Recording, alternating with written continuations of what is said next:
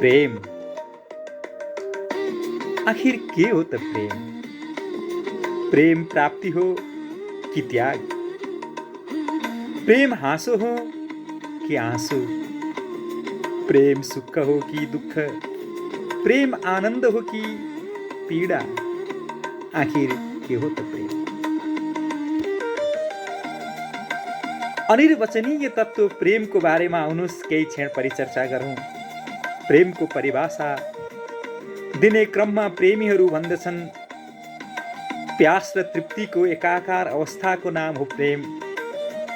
प्रेम त्यो अवस्था हो जहाँ प्यास र तृप्तिको एकै पटक सम्मिलन हुन्छ। प्यासमा तृप्ति, तृप्तिमा प्यासको अवस्थाको नाम हो प्रेम।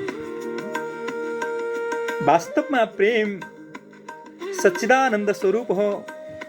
प्रेमको पद हो निर्वाण पद, प्रेमको पद हो कैवल्य पद।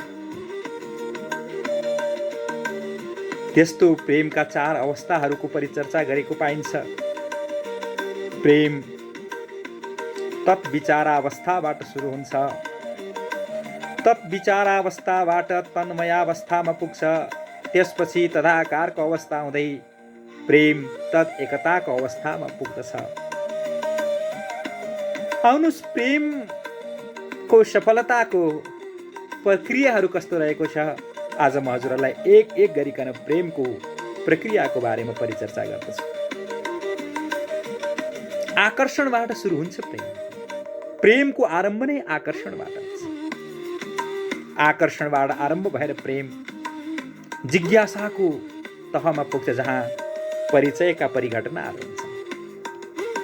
जब त्यो परिचय सुमधुरताबाट अगाडि बढ्छ प्रेमले अनुरागको अवस्था प्राप्त गर्दछ। अनुरागबाट आत्मीयता, आत्मीयताबाट विश्वास हुँदै प्रेम समर्पणमा पुग्दछ। समर्पणको अवस्थामा जब प्रेम पुग्छ त्यहाँ अपनत्व ग्रहण हुन्छ। यो प्रेमको चरम अवस्था हो, कैवल्य मतलब यो चरमोत्कर्ष अवस्था हो, यो प्रेमको क्लाइमेक्स हो। त्यसपछि सुरु हुन्छ प्रेममा विरहको प्रक्रिया, जुन विरह नै प्रेमलाई पूर्णतातर्फ लिएर जान्छ, जुन विरह नै प्रेमलाई सफलतातर्फ लिएर जान्छ। विरहको प्रक्रियाबाट अगाडि बढ्दै जाँदा प्रेमी तडप्पनको अवस्थामा पुग्दछन्। त्यो तडप्पन जब उत्कर्षमा पुग्छ, आसक्ति उत्पन्न हुन्छ, उन्मादमा पुग्छ, मूर्छाको अवस्थामा पुग्छ प्रेमी। त्यहाँ 2वटा प्रक्रिया हुन्छ। त्यहाँ मादनको प्रक्रिया हुन्छ, मोहनको प्रक्रिया हुन्छ। मादनमा यस्तो पागलपनको अवस्थामा पुग्छ प्रेमी कि विरहमा नै उसले मिलनको आनन्द लिइरहेको हुन्छ र मोहनको अवस्थामा जब पुग्दछ यसलाई प्रेममा महाभावको अवस्था भनिन्छ।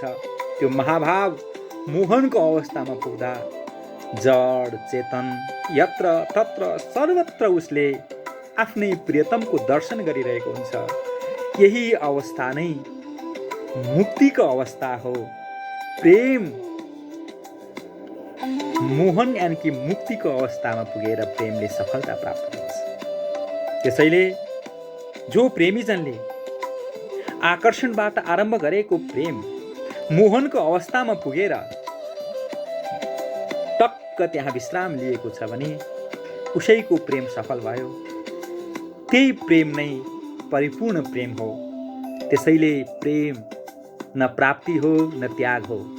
प्रेम न हाँसो हो न आँसु हो। प्रेम न दुःख हो न सुख हो। प्रेम न आनन्द हो न पीडा हो। प्रेम त निर्गुण हो। प्रेम त निराकार हो। प्रेम त निरञ्जन हो।